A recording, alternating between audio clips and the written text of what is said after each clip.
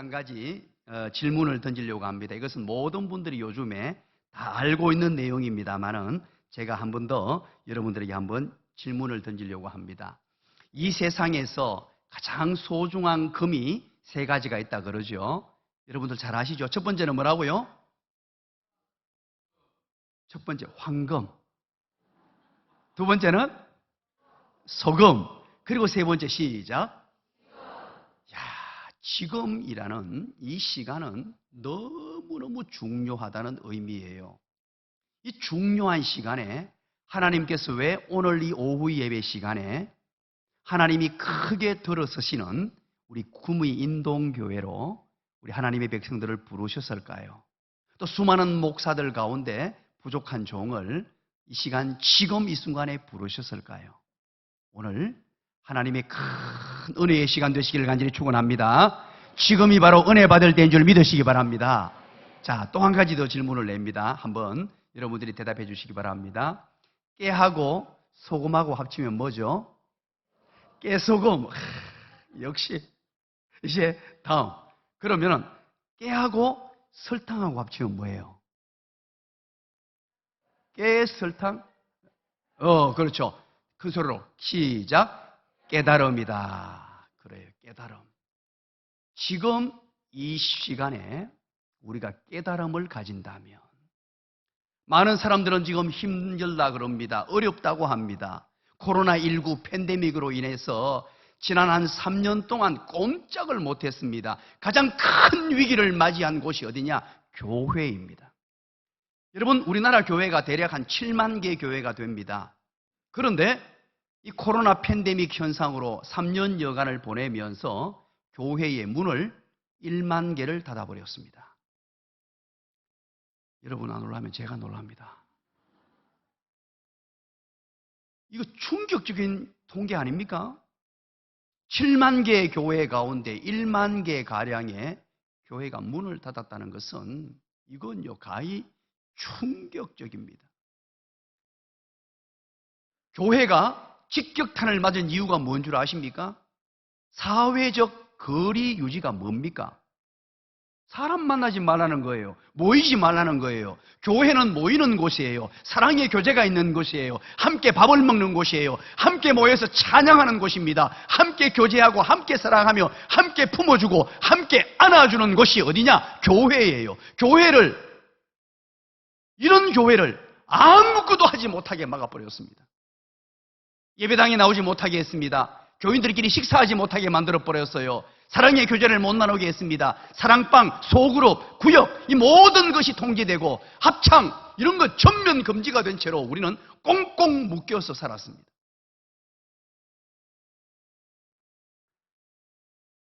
이런 상황 가운데 여러분 어떤 생각이 듭니까? 많은 사람들은 절망적인 이야기들을 쏟아냅니다. 상당한 위기다. 한국교회 위기다. 그러나 여러분, 오늘 저는 다르게 생각합니다. 전 세계 교회, 우리 세계 교회사를 살펴보시기 바랍니다. 어렵고 힘들 때, 교회가 위기가 올 때, 그때마다 하나님이 역사하신 줄 믿으시기를 간절히 축원합니다.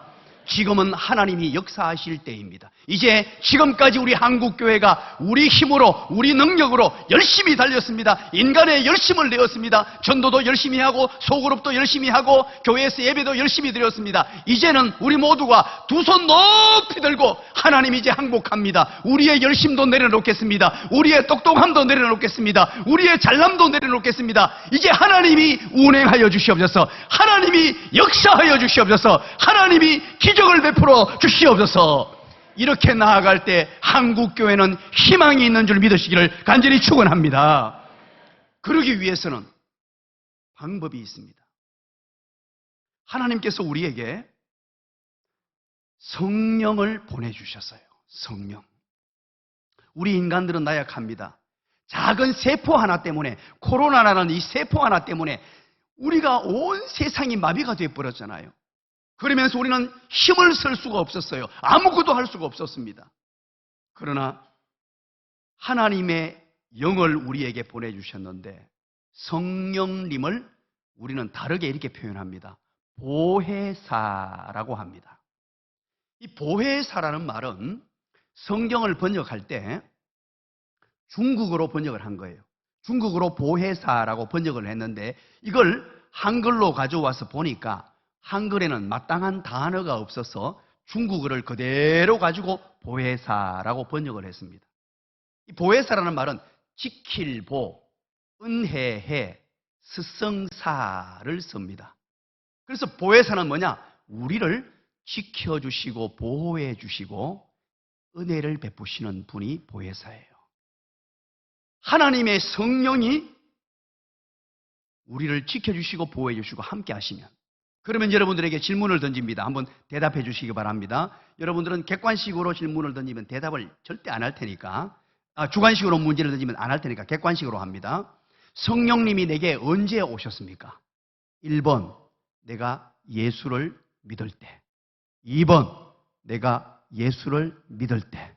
3번, 내가 예수를 믿을 때.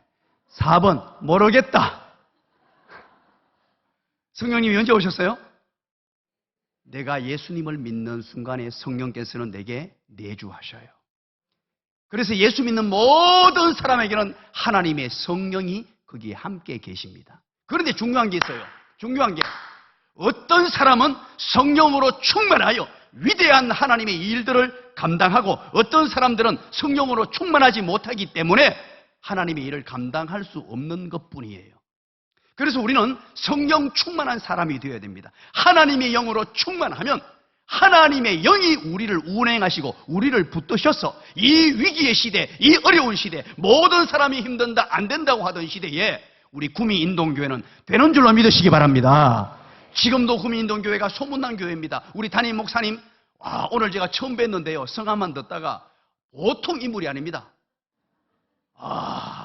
이마가 쫙 올라가신 게, 인물이 보통 인물이 아닌데다가 인자하시고요, 짧은 시간에 얼마나 후배 목사를 존귀히 여겨주시고 칭찬해 주시고, 그렇게 하는 목사님이 대한민국에요 2사람밖에 없어요. 우리 목사님하고 저하고. 진짜 좋은 목사님 모시고 구미 지역을 지금까지 복음화 시켜왔고 앞으로도 큰 일들을 감당해야 하는데, 우리가 알다시피 우리 인간의 연약함으로는 이 일들을 감당할 수 없습니다. 그래서 그 해답은 뭐냐? 하나님의 성령인데 성령님을 선물로 주신 거예요. 그래서 성령 충만한 교회, 성령 충만한 사람, 성령 충만한 성도가 되면 지금 이 시기에도 하나님의 능력이 나타나는 줄 믿으시기 바랍니다. 때로는 병마도 떠나가는 줄 믿으시기 바랍니다. 하나님의 역사와 기적을 만들어내는 교회, 이 구미를 변화시키고 경북을 변화시키고 나아가 대한민국을 변화시키는 교회가 구미 인동교회인 줄 믿으시기 바랍니다. 자, 오늘 본문을 한번 보시죠. 오늘 본문 짧은 구절입니다. 4장 31절 사도행전 한번 보시죠. 다 같이 한번 읽어볼까요? 빌기를 다음에 시작. 빌기를 다음에 모인 곳이 진동하더니 무리가 다 성령이 충만하여 담대히 하나님의 말씀을 전하니라. 여기서 모인 곳이 진동했다 그러죠. 여러분 성경을 보실 때 구약도 신약도 마찬가지예요. 모인 곳이 진동했다, 지진이 일어났다, 이런 경우는 특별한 경우를 제외하고는요, 무엇을 말씀하느냐? 하나님의 임재를 상징합니다. 하나님이 그곳에 임재하셨다는 것입니다. 하나님이 그곳에 나타나셨다는 거예요. 오늘 이 본문은 에살유데라는 헬라어를 쓰는데 사도행전 16장 26절에도 오늘 이 본문의 단어가 사용됩니다. 그때 어떤 일이 발생하느냐? 큰 지진이 일어나서 하나님이 현현하셔서 감옥문이 열려버려요. 이럴 때 지진이 일어난다, 그리고 진동이 일어났다, 이런 표현을 쓰는 것입니다. 오늘 본문에 보니까 어떤 일이 있었는지는 모르겠는데 4장 31절에 빌기를 다했대요. 빌기라는 말은 기도하기를 다했대요. 기도하기를 마쳤더니만 모인 곳이 진동하고, 그리고 어떤 일이 발생했느냐? 거기에 모여있던 사람들이 성령으로 충만했답니다. 성령으로 충만해가지고 뭘 했느냐? 담대히 하나님의 말씀을 전했다는 거예요. 자, 이 사도행전은 별명이 있습니다. 성령행전이라는 별명이 있어요. 오늘 여기서부터 시작해서 이제 하나님의 영으로 충만한 사람들이 나아가서 담대히 복음을 전했다 그러죠. 이때부터 하나님의 역사가 나타나요. 사도행전의 또 다른 번명은 전도행전입니다. 하나님의 성령으로 충만했던 사람들이 나가서 복음을 전하기 시작하는데 놀라운 일이 발생해요. 오늘 사도행전 4장 31절, 여러분 동그라미를 딱 쳐놓고 이 이후에 일어나는 일들을 보십시오. 이 사도행전은 역사서예요. 초대교회의 역사가 어떻게 전개되느냐, 놀라운 역사가 전개됩니다. 이루 말로 형용할 수 없는 하나님의 성령으로 충만한 이 무리들, 하나님의 영으로 충만한 하나님의 백성들이 어떤 역할을 감당하느냐. 여러분 사도행전 1장부터 28장까지 총 기간이 몇 년인 줄 아십니까? 역사서이기 때문에 시간순으로 되어 있어요. 사도행전 1장부터 28장까지 몇 년으로 되어 있을까요? 여러분 대답해 주시기 바랍니다. 몇 년으로 되어 있을까요? 몇 년으로 되어 있을까요? 자, 여러분 한번 따라해 주시기 바랍니다. 지식이 부족하거들라. 눈이라도 밝아야 된다. 동그라미를 하나 더 꺼야 됩니다. 30년이에요. 사도행전 1장부터 28장까지. 자, 오늘 사도행전 2장에서 하나님의 성령이 임재하세요. 그리고 나서 오늘 본문에서 무리가 이 성령으로 충만하기 시작하고 담대히 복음을 전합니다. 어떤 일이 발생하는 줄 아세요?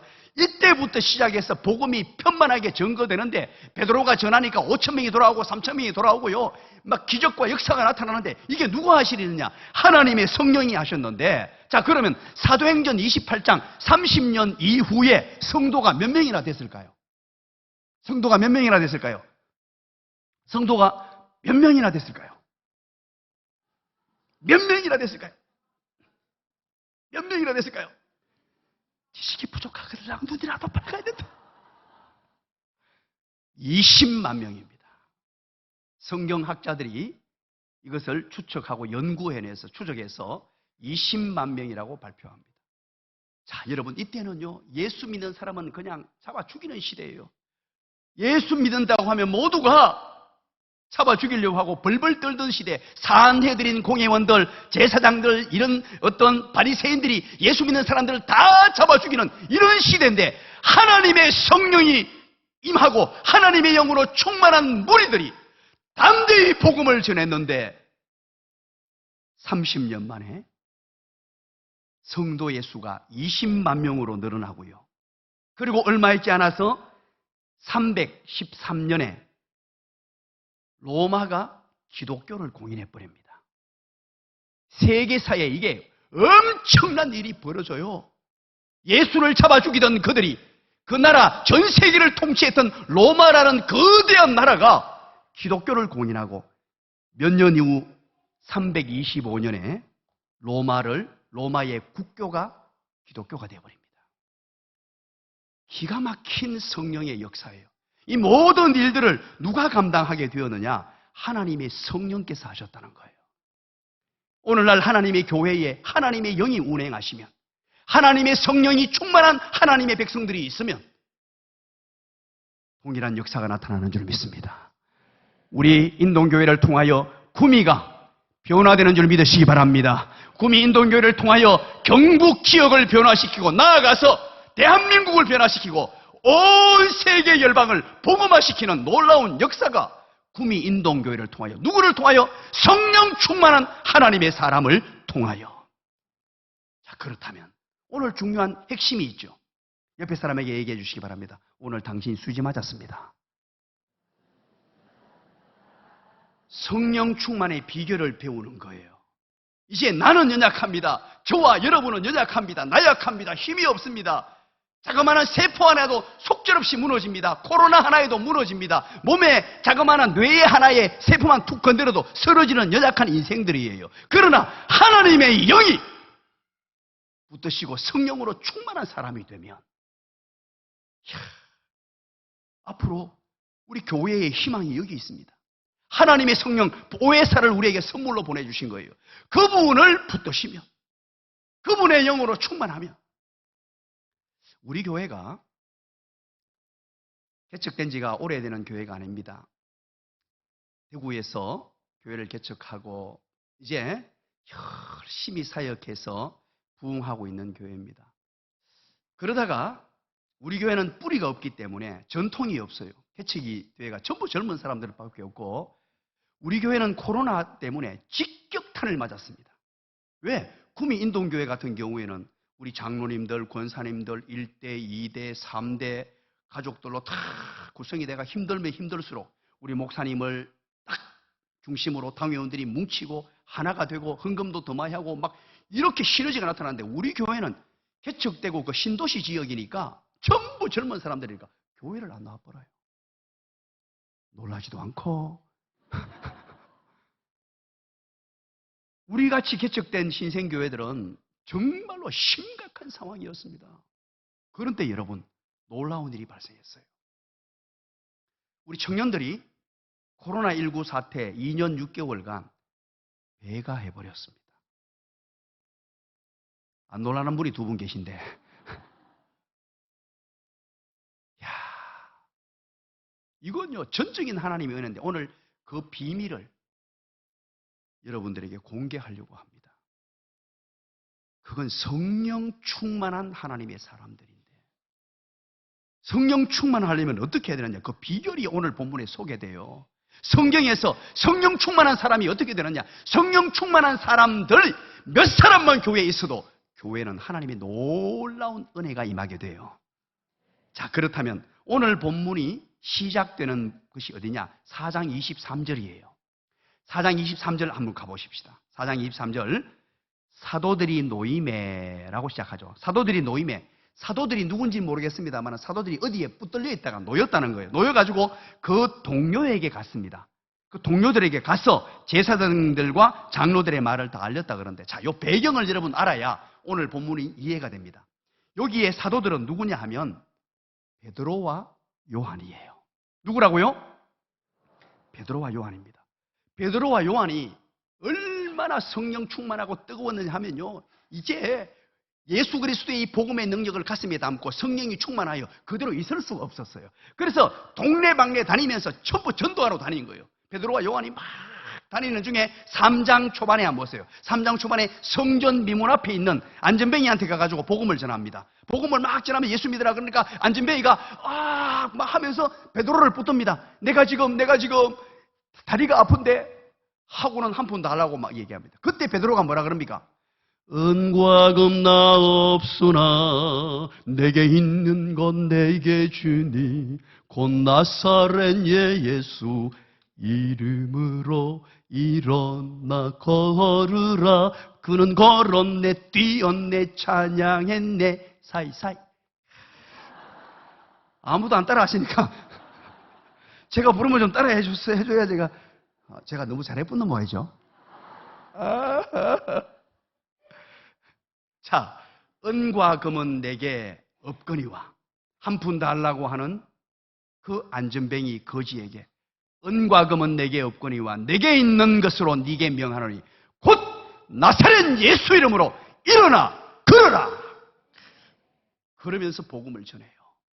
그게 누구냐? 베드로와 요한입니다. 베드로와 요한이 이곳저곳으로 다니면서 만나는 사람마다 복음을 전합니다. 예수 복음을 전합니다. 그때 성령으로 충만한 베드로와 요한이 복음을 전했을 때 수많은 사람들이 돌아옵니다. 이때 산헤드린 공회원, 그들이 누구냐면 지금 우리말로 하면 뭐 국회 정도 된다고 보면 될 텐데요, 70명에서 72명이나 되는 종교 지도자들입니다. 이들이 무엇을 했느냐? 예수님을 죽인 사람들이에요. 거기에는 대제사장을 비롯하여 유대의 어떤 장로, 서기관, 수많은 사람들 72명이 모여 있습니다. 이때는 로마의 속국이었기 때문에 이 산헤드린 공회가 어떤 역할까지 감당했냐 하면 종교적인 일도 감당했지만 정치적인 일도 감당한 거예요.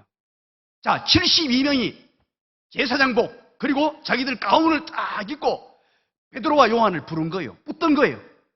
붙들가지고는 협박을 합니다. 다시는 예수 전하지 말라. 예수 전하면 내가 그냥 내버려두지 않겠다. 예수 전하면 죽여버리겠다. 이렇게 협박과 핍박과 온갖 공갈을 다 받습니다. 사도행전 4장 18절을 보십시오. 다시는 예수 이름으로 말하지도 말고 가르치지도 말라 하면서 산헤드린 공회원들이 베드로와 요한에게 급박했습니다. 그리고 이제 풀어준 거예요. 풀어줘서 오늘 4장 23절이 사도들이 노임에, 그런 뜻이에요. 이제 산헤드린 공회원에서 풀려나가지고 나왔습니다. 어디로 갔을까요?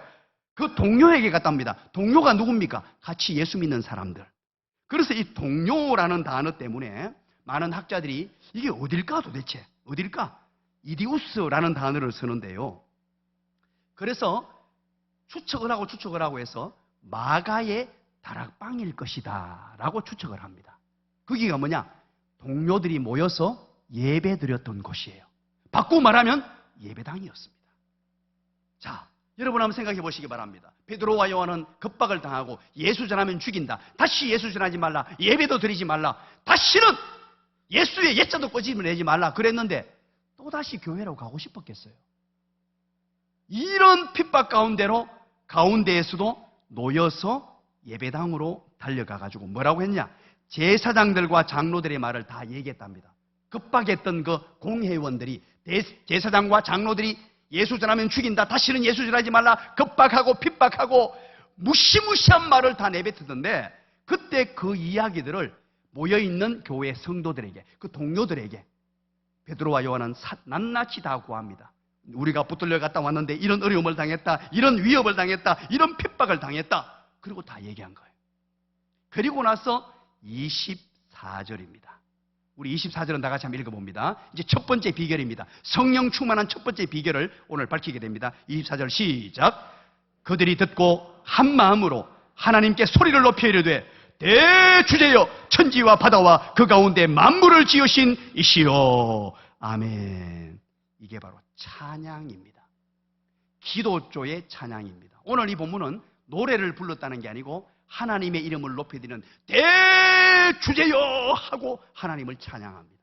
성령 충만의 비결 첫 번째는 찬양에 있습니다. 오늘 CT에서 찬양단 잘 오셨어요. 여러분들은 지금 큰일 하고 있는 거예요. 에베네셀 찬양대 노아 홍수의 최고였어. 사랑하는 여러분, 성령 충만의 비결이 어디 있느냐 하면 바로 찬양 속에 숨겨놓았습니다. 예수 믿는 사람에게 특별히 주어진 이 놀라운 은혜, 이런 말로 할 수 없는 하나님의 형용할 수 없는 은혜가 찬양 속에 있습니다. 자, 그러면 우리 입장을 바꿔놓고 한번 생각해 보시기 바랍니다. 이 상황에 베드로와 요한이 교회로 와가 성도들에게 대제사장과 서기관들 그 무시무시한 권력가들이 예수 전하지 말라고 하더라, 예수 전하면 죽인다 그러더라, 예배도 드리지 말라고 하더라. 바로 직전에 예수님이 십자가에 못 박혀 돌아가신 거예요. 예수를 따르던 잔당이라고 다 잡혀 죽을 수 있었어요. 그래서 숨어가지고 몰래 예비를 드리는 상황입니다. 그때 이 이야기를 들었으면 성도들이 어떻게 반응해야 됩니까? 베드로, 내 네 까불 때 알아봤다. 성격이 왜 그래 급해가지고 지금은 좀 조용히 숨어가지고 상황을 봐야지, 좀 지혜롭게 해야지. 지금 뭔데 그렇게 나가서 복음을 전한다고 난리법석을 떨어가지고 우리까지 다 죽게 만들었냐? 이럴 수 있잖아요. 그게 아니고 23절에 다 얘기했을 때도 오늘 24절에서 너무 중요한 게 그들이 그 얘기를 다 듣고 24절 보세요. 그들이 다 듣고 베드로와 요한 얘기를 다 듣고 한 마음이 됐대요. 한 마음. 호모디마돈, 헬라로 호모디마돈. 이 말은 뭐냐? 바로 열정과 하나된 열정으로 일치된 마음으로 이 뜻이에요. 누구 한 사람 거기에 대해서 원망하거나 누구 한 사람 탓하는 사람 없이 그 얘기를 듣고 성도들이 다 모여가지고 일치된 마음으로 하나의 열정으로 뭘 하느냐? 대주제여 살아계신 여호와 하나님이여 하나님을 송축합니다. 하나님을 찬양합니다. 천지만물을 운행하시는 하나님, 하나님을 이 시간 기대합니다. 하나님 영광 받아 주시옵소서라고 온 백성이 하나님께 찬양 올려드리는 모습을 우리는 보게 됩니다.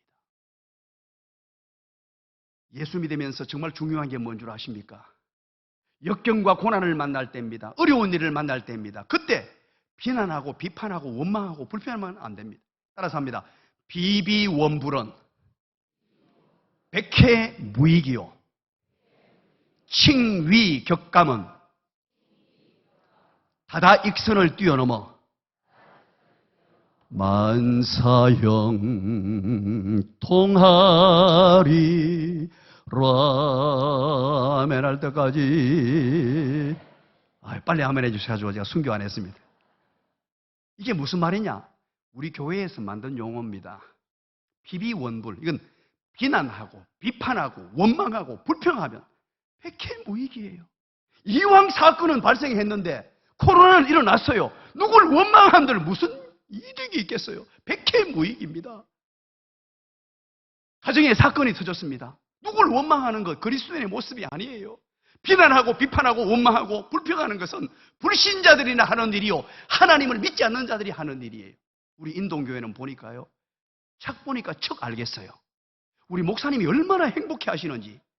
그 짧은 시간에요, 교회 자랑을 막 얼마나 쏟아내시든지. 그게 무슨 뜻이냐 하면 그동안 여러분들이 목사님을 많이 존귀하게 여겨주셨다는 거예요. 그동안 얼마나 어려웠겠어요, 여러분. 코로나 때문에. 저는 이번에 죽다가 살아났어요.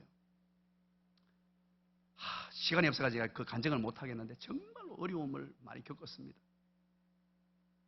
이번에 이 코로나19 사태는 교회가 직격탄을 맞을 정도가 아니고 심각한 상황이었고, 수많은 사람들이 상처를 받고 믿음이 연약한 자들은 교회를 떠나고 남을 탓하고 원망해버리고 누구를 손가락질하고 정부를 누구를, 이런 분위기가 막 팽배하게 일어나는데, 여러분, 그리스도인은요, 비난하고 비판하고 원망하고 불평하는 사람이 아니에요. 뭘 하는 사람이냐? 칭찬하고 위로하고 격려하고 감사하고 원망과 불평 모두 사라지고 주의 사랑을 전해요. 짝짝입니다. 이건 제가 작사를 하고 우리 교회 민호기 목사님이 작곡한 이제 비비원불 하지 말고 칭의격감, 칭찬하고 위로하고 격려하고 감사하자는 거예요. 이런 어려운 때의 교회의 역할입니다. 성도가 무엇입니까? 어려움에 빠져 있는 분들을 칭찬하고 위로하고 격려하고 감사하는 거예요. 우리 에베네셀 찬양대 너무 잘했다고 칭찬하고 격려하는 거예요. 오늘날 이 시대의 청년들이 이렇게 잘하는 교회에 있으면 나와보라 그래요. 나는 우리 대한민국에서 딱 2분밖에 못 봤어요. 2번째. 여러분 눈치챘죠? 예. 우리 CT에서 찬양팀 오늘 기대가 됩니다. 이제 찬양단 창단하고 오늘 여기에서 첫 연주를 한다는데 제가 영광입니다. 얼마나 훌륭하신 분들인지. 찬양한다니까 내가 막 너무 감격스러워요. 오늘 목사님한테 말씀을 듣고 하나님이 나를 위해서 CT에서 찬양단을 천사로 보내셨구나. 그래서 오늘 목사님이 뭐라고 하는지 압니까? 오늘 목사님 얘기하시면서 오늘 이 목사님 안 바쁘세요? 그러니까 바빠도 안 바쁩니다. 저는 안 바쁩니다. 오늘 찬양 다 함께하고 찬양의 은혜 받고 함께하기를 원합니다. 그렇게 목사님께 말씀드렸는데요, 찬양은 너무나 중요합니다. 우리는 나도 모르는 사이에 찬양보다는 원망하고 불평하고 다른 사람을 탓하고 비비원불안, 비난하고 불평하고 원망하기 쉽습니다. 우리가 기쁘고 좋은 일을 만나거든요, 늘 우리 주님을 찬양하고 어렵고 힘든 일을 만났을 때도 우리 주님을 찬양합니다. 우리 교인들은요, 내 생애 최고의 찬양 한 곡들을 다 있습니다. 그리고 올해의 찬양, 2022년대 최고의 찬양, 그리고 이달의 최고의 찬양, 그걸 늘 가슴에 품도록 합니다.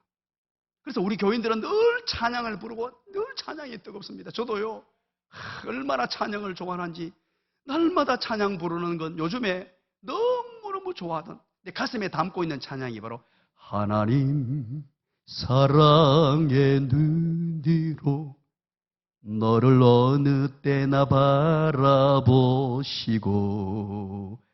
하나님 인자한 귀로서 언제나 너에게 기울이시니 어둠에 밝은 빛을 비춰주시 너의 작은 신음에도 응답하시니 너는 어느 곳에 있든지 주를 향하고 주만 바라볼지라. 천사들 많네요. 그냥 부르는데도 감동이 되네요. 우리가 시마다 때마다 때로는 불평이 올라오고 원망이 올라올 때 찬양을 선택해 보십시오. 불평할 수 없어요. 원망이 사라져 버려요. 짜증이 났고 누군가 탓하고 싶은 마음이 생겨날 때 우리 찬양을 한번 선택해 보세요. 우리 여성 동지 여러분들, 집에서 설거지하고 빨래하고 일할 때 여러분 노너님 놀게 하지 마시기 바랍니다. 빨래하면서도요, 여러분 곡조 있는 찬양으로 이렇게 한번 불러보세요. 느린 곡도 이렇게 바꿔서 나 같은 죄인 살리신. 얼마나 좋습니까? 우리가 보통 나가 이것도 은혜가 되지만 좀 바꾸어서 아무도 안 보니까 내 혼자 하나님 앞에 나 같은 죄인 할렐루야 한 번씩 하고 얼마나 은혜가 됩니까? 김의신 박사라고 있습니다. 김의신 박사. 이분은 한국이 낳은 세계적인 그런 의사입니다. 요즘에는 한국에 들어오셔서 강연도 강의도 굉장히 많이 하세요.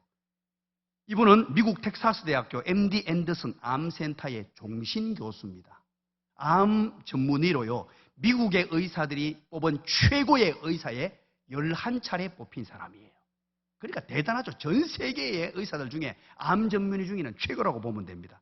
지금은 서울대학교 융합과 기술대학원 교수를 역임하고 있고요. 지금도 미국과 한국을 왔다 갔다 하고 있습니다. 그런데 이분이 강의 중에 이런 얘기를 합니다. 우리 몸속에 암세포가 지금도 매일 수천 개씩 막 만들어지고 있대요. 대략 한 5천 개씩 암세포가 막 만들어지는데, 그러나 왜 암에 걸리지 않느냐? 바로 NK세포 때문이라고 합니다. NK라는 말은 내추럴 킬러 세포, 즉 자연살해세포입니다. 이 자연살해세포는 뭐냐? 암세포를 잡아먹는 세포예요. NK세포가. 그래서 이 NK세포가 너무나 중요하답니다.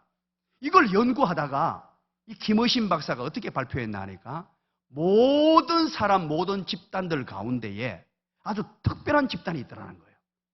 NK세포가 모든 사람들에게 만들어지는데 일반 사람들보다 1000배 많이 만들어지는 집단이 있다는 거예요. 1000배. 100배가 아니고 10배가 아니고 1000배.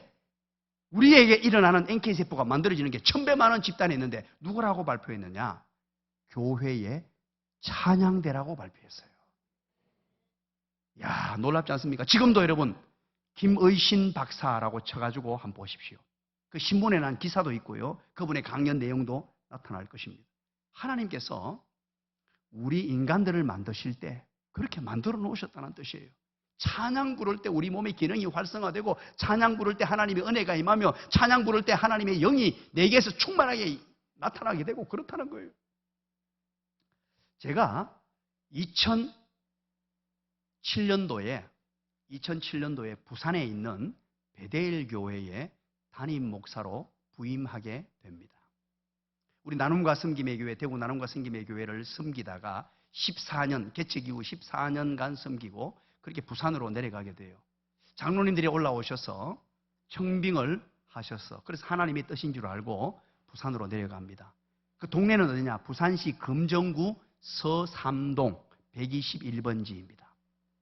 자, 혹시 부산에 대해서 조금 아시는 분들이 있으면 금방 알 텐데요. 제가 주소를 말씀드린 이유는 거기가 가장 가난한 동네예요. 정말로 노후화되고 낙후화된, 그래서 그게 뉴타운으로 고시가 되었는데, 그때 이명박 정부가 들어서면서 뉴타운이 이게 잘 안 되는 거예요. 도시 공동화 현상으로 심각한 어려움이 있을 때입니다. 그런데 그 부산 베델교회에서 저를 청빙한 거예요. 저는 아무것도 모르고 부산에 가본 적은 딱 한 번, 태종대에 한 번 가본 적이 있고요. 친척 하나 없습니다. 부산에 가본 적이 없는, 그냥 저의 고향은 경북 경산시 신량읍 보인일리 194번지. 신량 제1교회에서 어릴 때 태어나서 늘 경산에서만 살았고 외부에 살아본 적이 없는 토백이고, 그래서 대구에서 개척해서 대구에 목회했고 전혀 외부에 가본 적이 없는 사람이에요. 그런데 부산에서 오라고 하니까 내 머릿속에 대한민국의 제2의 도시가 부산이지. 그래, 하나님의 뜻인 줄 알고 부산에 가서 정말로 힘있게 열심히 한번 목회를 해야지. 그러고 부산에 내려갔는데, 그때 가보니까 우리 원로 목사님 대신 그때 당시 담임 목사님이시죠. 이분이 목회하다가 도시가 다 죽어버리니까 젊은 사람들이 다 빠져나간 거예요. 교인 수가 한 300명쯤 되었는데 이게 뉴타운으로 고시되고 난 이후에 집을 못 지어요. 거래를 못 해요. 여러분 보세요. 벽지를 발라야 되는데 뉴타운 지역에는 벽지를 못 발라요. 바닥을 못 고쳐요. 그러면 벽지 사업하는 사람, 바닥 사업하는 사람, 이게 연쇄 현상이 나타나가지고요. 그 지역 사람들이 살 수 없는 거 다 떠나는 거예요. 이게 빨리빨리 뉴타운으로 고시되면 뜯고 공사를 해야 되는데 이게 질질 끄면서 젊은 사람들이 살 수 없는 곳이어서 다 옆으로 해운대로 가고 동네 온천장으로 가고 전부 금정구로 넘어가고 다 넘어가 버린 거예요. 그러다가 목사님이 너무 힘들어가지고 너무 힘들어서 교인들이 없으니까 그래서 후임을 모시자. 젊은 목사를 모시자. 그래가지고 왜 하필이면 저를 모셔가지고 저는 뭣도 모르고 그냥 하나님의 뜻인 줄 알고 갔는데요. 후임 목사 맞이할 준비가 안 됐습니다. 왜? 사택이 없네요. 원로 목사님이 갈 데가 없어요. 사택은 없고 목양실에도 원로 목사님이 또 앉아 계시고 사무실에도 담임 목사 자리에 원로 목사님이 딱 세팅하고 있고 그분들이 준비를 안 한 거예요. 그래서 제가 대구에서 부산까지 출퇴근을 합니다. 한 달 넘게 동안. 그 출근을 했습니다. 교회에 갔습니다. 갔으면 가 있을 데가 없는 거예요. 목양실이 있어요. 사무실이 있어요. 없는 거예요. 배회하는 거예요. 교인도 아무도 몰라요. 불러놓고는 제가 누군지도 모르는 사람이 많아요. 야, 심각한 상황이었습니다. 그래서 제가 아침에 교회로 가는데 1시간 10분, 20분 걸리고요. 마치고 집에 오면 1시간 10분, 20분 걸려요. 그때 제가 가만히 생각하면서 내 발등 내가 찍었구나. 후회한들 무슨 소용이 있습니까? 그땐 남 모르는 눈물도 많이 흘리고 어떻게 해야 될지 모르는 거예요. 여러분 보세요. 지금도 이렇게 젊어 보이잖아요. 아멘 있는 보시스제다. 그런데 지금부터 2007년이니까 몇 년 전입니까? 얼마나 젊었겠어요.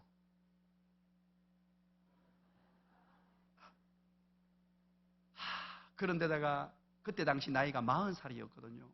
40살이어서 이제 꽃을 피울 나이에 이게 너무 힘드니까. 그래서 전 세계에서 최초로 제가 뭘 하느냐. 차량 1인 부흥회를 엽니다. 1시간 20분씩 내려갈 때 올 때 비는 시간이 차에 핸들을 붙들고 너무나 안타까운 마음에 누구한테 뭐 말할 사람도 없어요. 집사람한테 이 얘기를 고지고대로 다 하면 집사람이 상처받으니까 아무한테도 못하고 혼자 우는 거예요. 울면서 하나님. 그때 기도했던 제목이 살려주세요. 살려주세요. 그러고는 차량 핸들을 붙들고 찬양을 부르는데 키를 막 높여가 그때 가장 많이 불렀던 찬양입니다. 하나님 한 번도 나를 실망시킨 적 없으시고 언제나 공평과 은혜로 나를 지키셨네. 오 신실하신 주, 오 신실하신 주, 내 너를 떠나지도 않으리라. 내 너를 버리지도 않으리라. 약속하셨던 주님, 그 약속을 지키사 이후로도 영원토록 나를 지키시리라 확신하네. 이렇게 부르면서 막 톤을 높여가지고 부르고 아버지 하면서 얼마나 차에서 울고 불고 막 콧물이 눈물이 범벅이 되면서 찬양을 불렀어요. 그때 하나님의 영이 저를 붙들어 주시는데 하나님의 성령께서 저를 붙들어 주셔서 사랑하는 아들아, 사랑하는 구야, 구야, 염려하지 마라.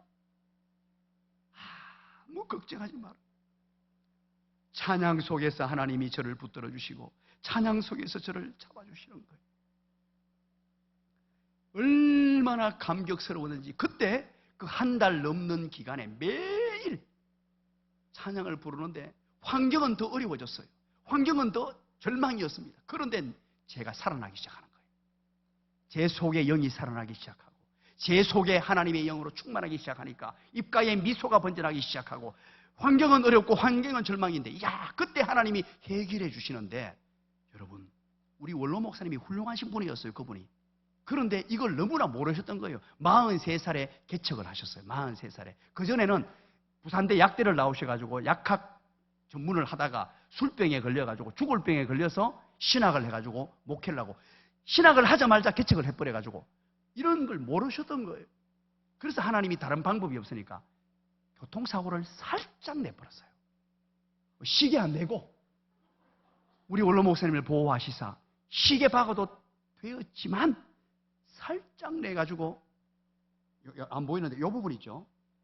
추석에 고향으로 가다가 차가 접촉사고가 살짝 일어나는데 우리 원로 목사님 덩치가 이만해요. 요 무릎 부분에 톡 건들려 버렸는데 이게 바깥으로는 괜찮은데 안에 피가 혈관이 터져가지고 몰랐던 거예요. 이게 다리가 퉁퉁 붓기 시작하는데 이 붓기가 막 이렇게 해가지고 시간이 지나면 지날수록 피가 막 온 다리에 번져가 멍이 막 들기 시작하는 거예요. 급하게 병원을 갔더니만 혈관이 터져서 왜 이렇게 있었냐는 거예요. 그래가지고 이 부분을 잘라가지고 혈관 터진 부분을 잘라가지고 피를 빼내고 그리고는 절대 움직이지 말라는 거예요. 그리고 다리를 하늘로 높이 들고 다리 밑으로 하면 안 되고 높이 들고 이렇게 딱 붙들고 있어야 되고 절대 움직이면 안 된다. 움직이면 큰일 난다는 거예요. 진짜 많이 안 다쳤어요. 조금 하나님이 그렇게 탁 건드리시더니만 그런데 우리 원로 목사가 얼마나 대단하시냐면 그 다리를 해가지고 새벽기도 설교를 하러 나오시는 거예요. 후임 담임 목사 와 있는데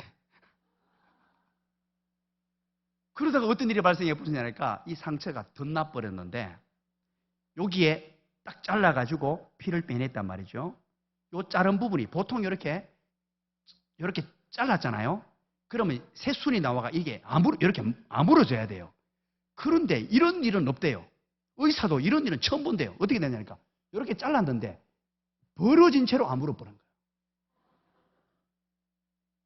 그래서 어쩔 수 없어가지고 우리 동네 병원에 있지 못하고 부산대 병원으로 가셔서 평안하게 그렇게 요양하는 가운데 제가 이제 설교도 하고 교인들도 만나고 우리 원로 목사님 많이 안 다치시고 하나님이 그렇게 평생 수고하신 어른을 존귀하게 해주시면서 제가 설교하도록 하고 목회하도록 하고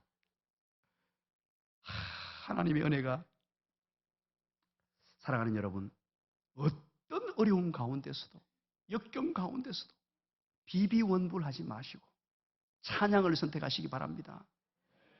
비난하고 비판하고 원망하고 불평하는 것처럼 어리석은 인생이 없어요. 하나님을 믿지 못하는 사람입니다. 황수관 박사의 얘기를 여러분 잘 아시죠? 황수관 박사님이 2008년도 저하고 집회를 같이 했습니다. 부산에서. 그때 황수관 박사님이 강의 중에 하는 얘기입니다. 황수관 박사님이 NK세포 얘기를 하더라고요. 그때는 NK세포가 생소할 때입니다. 우리 모든 사람들이요. 이제 너무 몸이 아프고 막 그럴 때는 병원에 가서 마약성을 투여하는데 그중에 NK세포도 투여한대요. 그걸 투여해가지고 몸을 보호하는데 그때 그 NK세포 등 좋은 세포를 투여하려면 1cc에 얼마냐? 2008년 기준입니다. 1,600만 원이었어요. 1cc에. 이 링거를 통해 가지고 넣는데 1cc에 1,600만 원. 그런데 황수관 박사님이 뭐라고 얘기하냐면요. 우리 예수 믿는 사람들이 오늘 여러분들처럼 우리 CT에서 찬양대원들처럼 우리 성도들처럼 막 웃을 때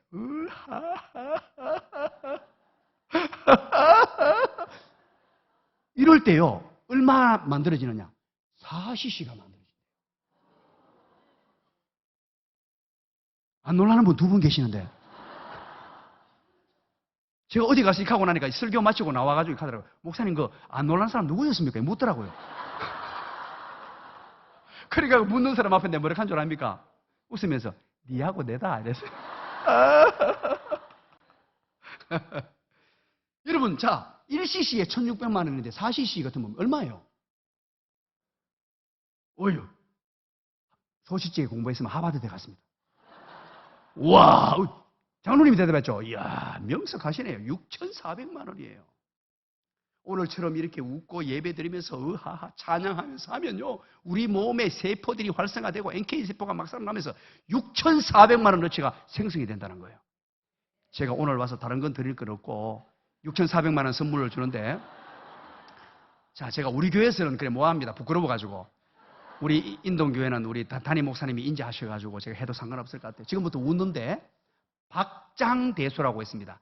박수 치면서 으하하하 하는데 혹시 못 웃는 사람이 있으면 제가 내려가서 안수합니다. 자, 지금부터 박장대소. 자, 한번 더 시작.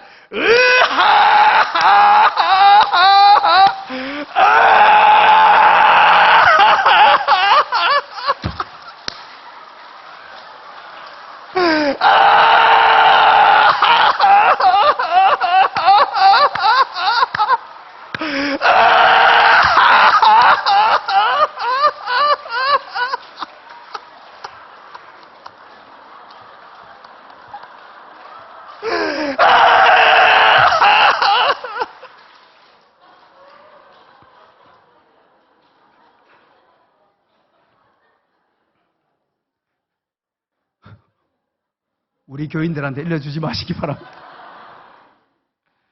자, 우리 시간이 없어서 뒤에는 간단하게 좀 할게요. 25절부터 28절까지.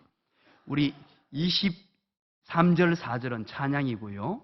25절부터 28절까지 말씀은 이렇게 하나님 대주제열하고 막 찬양을 드리고 난 이후에 하나님의 말씀을 그들이 함께 펼칩니다. 하나님의 말씀을 기억하여 그 모인 무리들이 하나님의 말씀을 함께 나누어요. 그 내용이 어떤 내용이냐? 여러분 보십시오. 혹시 여러분 주석 성경으로 25절에 또 주의 종 주의 다윗의 입을 통하여 성령으로 말미암아 하면서 어찌하여 앞에 미엄이라고 적어놓은 사람이 있습니까? 있습니까? 그래서 미엄 찾아보세요. 그걸 주석이라 그래요. 미엄을 찾아가서 한번 보세요. 뭐라고 적혀 있습니까? 시편 2장 1, 2절 돼 있죠. 그 말은 무슨 말이냐니까 시편의 말씀을 가지고 와서 지금 함께 나누었다는 뜻이에요. 이 어려운 순간에, 위기의 순간에 베드로와 요한이 핍박을 당하고 돌아왔을 때 찬양을 드리고 하나님의 말씀을 기억해냅니다. 하나님의 말씀을 붙들었다는 말이에요. 성령 충만의 두 번째 비결, 성령 충만하려면 하나님의 말씀을 가까이 해야 합니다. 이것이 성령 충만의 비결이에요. 어떤 상황 가운데서도 하나님의 백성들은 하나님의 말씀을 멀리하면 안 됩니다. 여러분 기억하셔야 될 게 말씀을 전달하는 말씀 사역자가 목사님이에요. 우리 옛날에는 그냥 목사님이 주의 종이다, 존경하라, 막 사랑하라, 막 섬기라 무턱대고 했는데 여러분 그것도 의미가 있었어요. 왜 그러냐니까 오늘날에도 옛날처럼 그렇게 하는 것은 우리가 어폐가 있고 조금 온당치 않는 부분이 있습니다. 하지만 말씀 전달하는 사역자가 주의 종이요 목사예요. 여러분이 언제 신앙생활을 제일 힘들었습니까? 말씀이 귀에 안 들어오고 신앙생활이 막 어렵고 절망에 빠지고 할 때는 목사님과 관계가 무너져 버리니까 말씀이 안 들어오는 거예요. 제가 여러분 이 비밀을 가르쳐 드릴게요. 목사님을 위해서 기도 많이 하십시오. 우리 목사님도 연약한 인간이기 때문에 때로는 남 모르는 눈물을 흘립니다. 아픔도 있습니다. 상처도 있어요. 때로는 또 약점도 있습니다.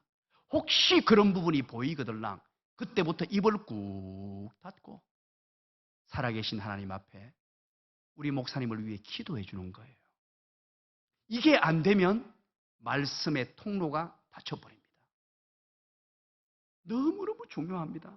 그래서 목사님을 존경하고 사랑하는 사람들은요 말씀이 너무너무 잘 들어요. 왜?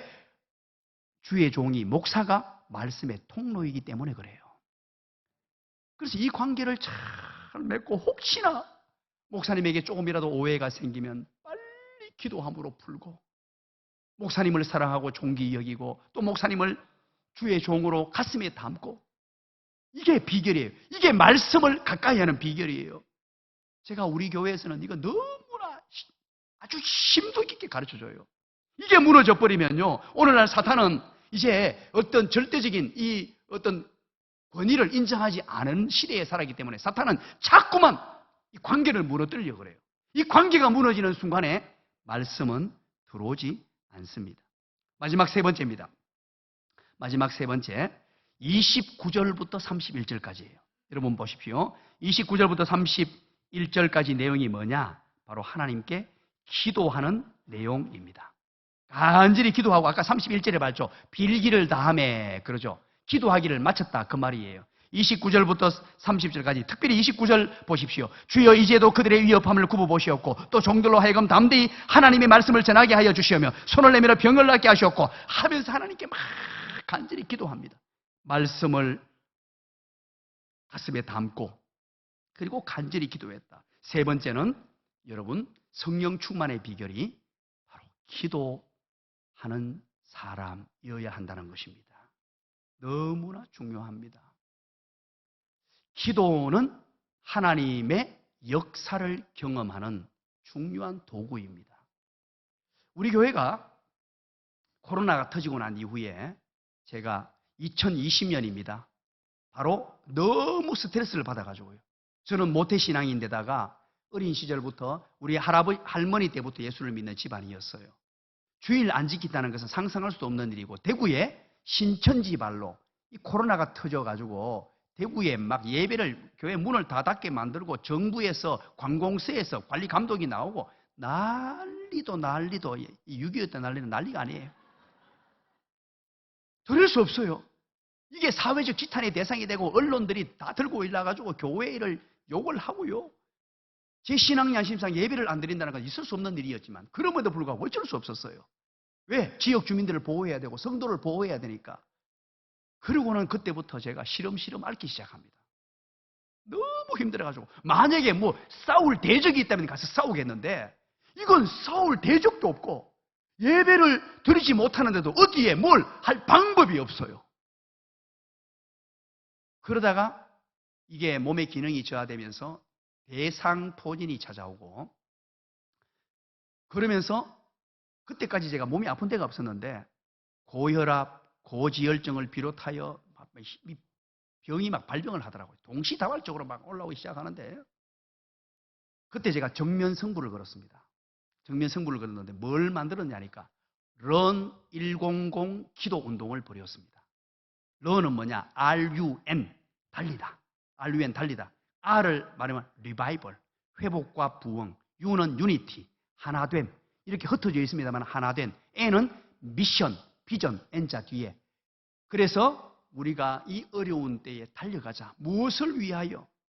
회복과 부흥을 위하여. 우리가 이럴 때 더 하나가 되고, 그래서 함께 우리의 꿈, 미션, 사명, 비전을 위해 달려가자. 그리고 예배당 문을 활짝 열고 평일날 전체 다는 모일 수 없지만 따로 소그룹별로, 사랑방별로 따로 모이라 그랬어요. 그리고 저는 강단에 엎어졌습니다. 강단에서 나와서 기도하고, 우리 부교역자들은 출근하면 우리 부목사님이 5분인데 5명 딱 오자마자 전체 교회 딱 흩어서 세팅하고, 그래서 온 교회에 기도운동 100일간의 런 100 100일간의 기도운동을 펼칩니다. 이때 하나님이 일하셔야 됩니다. 이제는 제가 할 일이 없습니다. 그냥 답답한 마음에 제 혼자 스트레스 받아서는 안 되겠습니다. 강단에 엎어져서 하나님께 기도하는 중에 하나님이 또 뭘 주셨냐니까 B2P 무브먼트라는 아이디어를 주셨어요. B는 뭐냐? B, 첫 번째 B, 바이블입니다. 말씀 운동. 그리고 2P인데 2P의 첫 번째 P는 바로 프레어, 기도. 세 번째 P는 프레이저, 감사, 찬양. 그래서 말씀, 기도, 찬양. 이 B2P 무브먼트를 전 교회적으로 동시다발적으로 시행을 했습니다. 그리고 교회에 함께 모이지는 못합니다. 전체 함께 하지는 못해요. 우리 교회가 보니까 한 2,873명 정도가 되더라고요. 우리 교회는 인원을 헤아리지 않는데, 다 헤아리지 않습니다만 이번엔 어쩔 수 없이 인원 파악을 해야 되니까 교인 관리 프로그램에 다 넣어가지고 이제 이걸 시뮬레이션을 돌리고 교회를 개방해가 완전 문 열고 평일날, 주일날 단체로 못 모이니까 B2P 무브먼트를 버리기 시작했습니다. 그리고 소그룹실을 완전 열었습니다. 우리 교회는 소그룹실이 상당히 많습니다. 소그룹실을 열어가지고 청년들, 어디 바깥에 나가서 못 노는 청년들은 철저하게 방역 수칙을 지키면서 청년들이 교회에서 성경 공부하도록 만들어줬어요. 그렇게 해서 2년 6개월이 흘렀는데 이 코로나 시기인데 청년들 세 가족이 막 몰려오기 시작하는데요. 깜짝 놀랐습니다, 제가. 어디서 이렇게 오는지 막 청년들이 막 몰려오기 시작하는데 자리가 우리 청년들이 예배가 3부 예배인데 3부 예배 본당이 꽉 차버려요. 지금. 놀라운 현상이었어요. 성령으로 충만한 일을 감당할 때 하나님이 그 일을 하셨고 먼저 기도 운동을 벌릴 때 그 일을 하셨습니다. 이제 마지막 결론적으로 제가 한 가지만 말씀드리고 마무리를 지으려고 합니다. 부산의 베델교회에 가서 2008년도 2007년에 부임해서 2008년이 되었습니다. 2008년도에 이제 의욕적으로 목회를 시작하려고 하는데 그때 교인들의 평균 연령대가 70대 이상이었습니다. 제가 40살이었으니까 제일 젊었습니다. 전부 어른들밖에 없는 노령층들이었어요. 그리고 정말 젊은 분이 한 분이 있었는데 우리 찬양대 지휘하는 집사님이에요. 안수 집사님인데 그분은 양산에서 음악 학원을 운영하는 분이에요. 그런데 2008년 5월 달에 갑자기 병을 얻어버렸는데 암 진단을 판정받아버렸어요. 자, 여러분 보세요.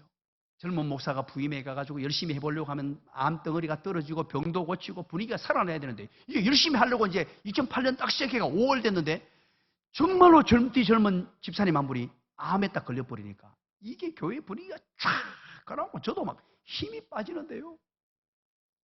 너무나 힘이 빠지는 거예요. 그래서 제가 선택한 게 뭐냐니까 그때 강단 기도를 시작하고요. 그리고 부산에 가면 금정산이라고 있습니다. 금정산에 가서 산기도를 시작합니다. 왜 시작했냐면 저는 대구시 수성구 지금 우리 교회 지금 대학 교수들만 수백 명이에요. 초엘리트들이 있기 때문에 막 말씀 연구하는데 오직 그렇게 하다가 부산에 내려가니까 이분들은 말씀 연구에서 얘기하면 전부 자버려요. 주무시는 거예요. 그래서 이거 안 되겠구나. 그러던 찰나에 이제 부산에서 하나님께서 저에게 말씀하시는데 어떤 말씀이 들리냐니까 옛날 생각이 나는 거예요. 경북경산시 진량읍 보이닐리 194번지 거기에서 할 때 진량제일교회에서 부흥회 할 때마다 강사분들이 오셔가 뭘 했냐니까 목사할 사람 손들어라 그러고 막 그렇게 불러 세웠어요. 저도 한 세 번은 일난 것 같아요. 그때마다 뭘 했냐니까 목회 성공하려면 산에 가가지고 뭐 뽑아라? 다 들었네. 소나무를 뽑아라는 거예요. 그래서 저는 잊고 살았어요. 잊고 살다가 너무 힘드니까 부산에 가서 소나무 뽑아라는 게 자꾸 생각나는 거예요. 그래서 한번 가보자. 강단에 기도하다가 이제 그러면 소나무를 뽑으러 한번 가보자. 혼자 가기가 뭐 해가지고 노회에 가가지고 산에 가서 기도할 사람 손들어라 이렇게 했어요. 얼토당토하게 목사님들 그 많은 사람들 가니까 목사님 3분이 손드는 거예요. 그리고 내하고 4사람이 금정산으로 올라갔어요. 금정산 중턱에 가면 바위들이 쫙 있는 산이 있는데 거기를 이제 베이스 캠프로 만들고 이제 소나무를 뽑아야 되니까 딱 올라가서 보는데요. 여러분 금정산이 어떤 산이냐니까 역사가 오래된 산이고 소나무가 전부 있다만 합니다. 이게 안 끼지도 않아요. 어마어마하게 큰 나무들이 쫙 펼쳐져 있는데 이야 이거 뭐 어떻게 잡아야 되냐. 그리고 여러분이 믿음으로 말해 주시기 바랍니다. 1번 큰 나무를 잡았다. 2번 요만한 거 잡았다. 3번 모르겠다.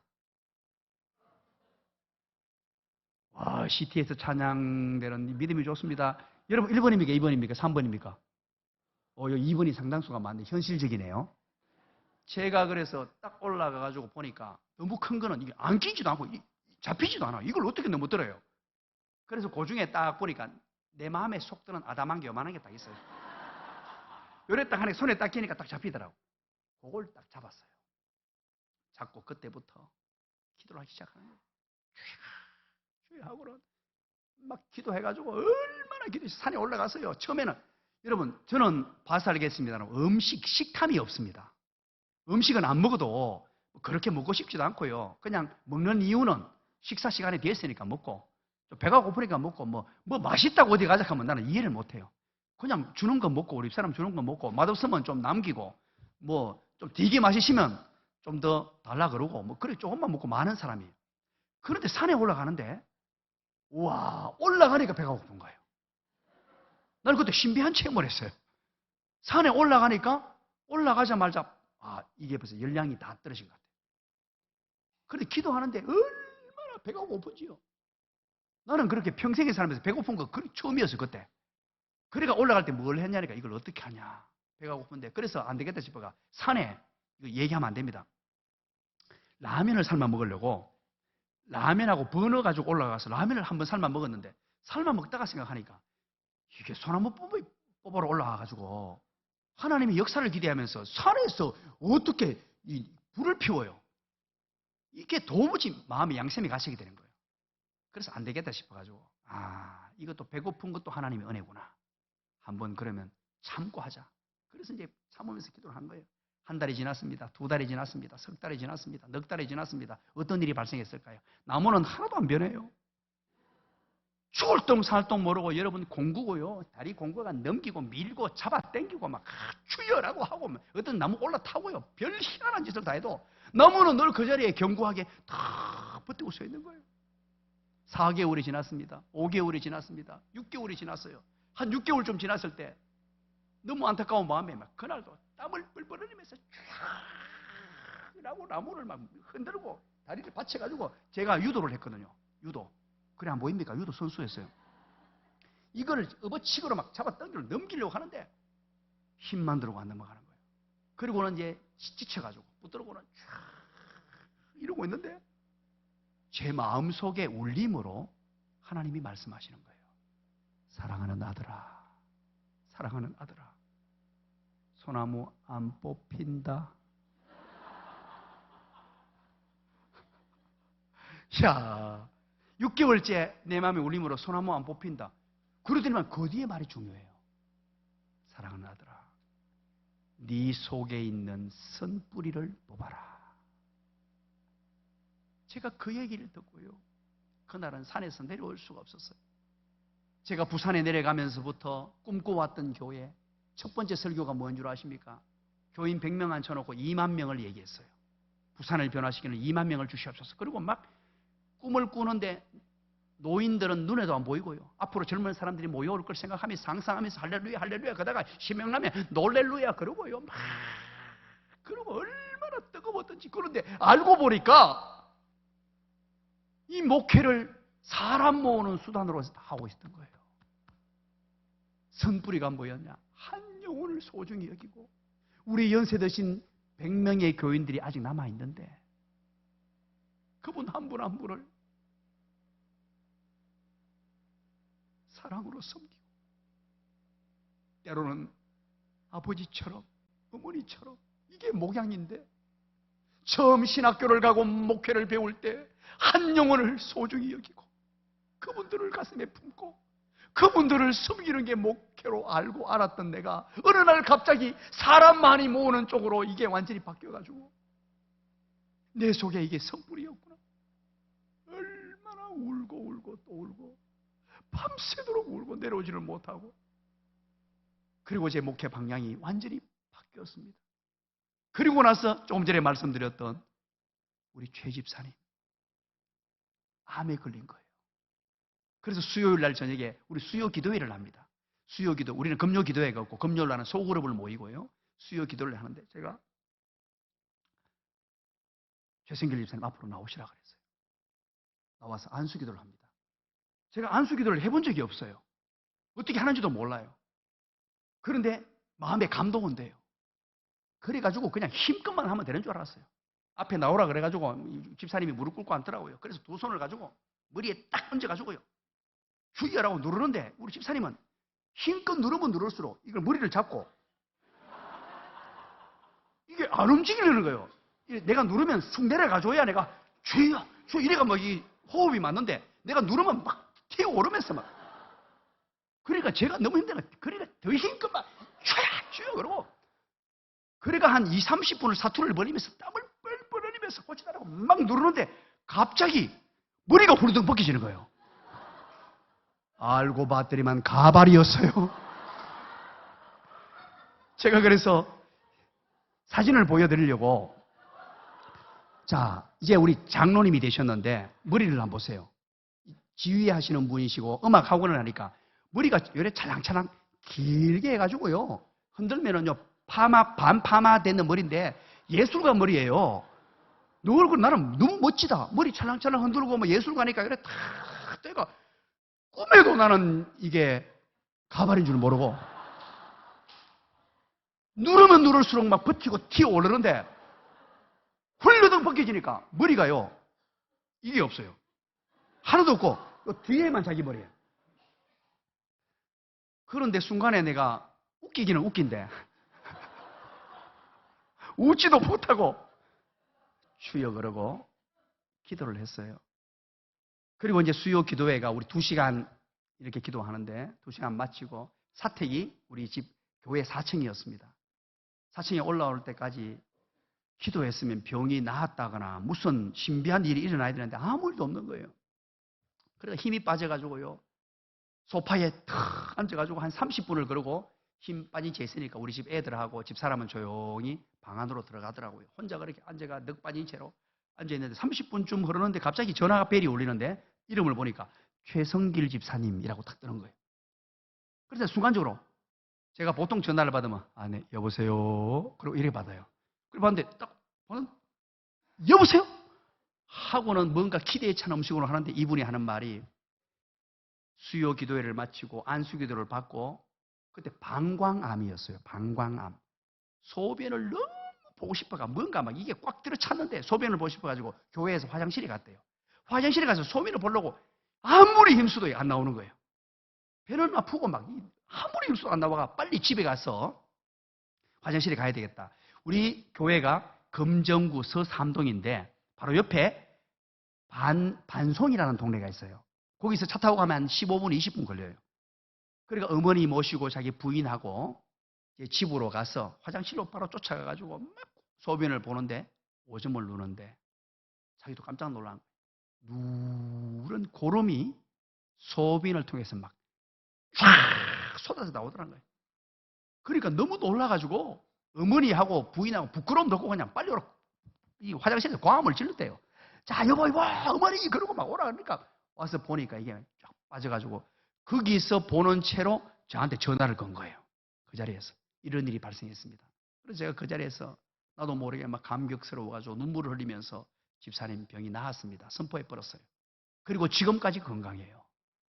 이제 교회 장로님이 되셔가지고 베델교회 선임 장로님이 되셨어요. 충성스러운 장로님으로 사역하시는데, 자, 여러분 이거 명심할 게 있습니다. 오늘날에도 하나님이 살아계셔서 역사하시는데 중요한 게 있어요.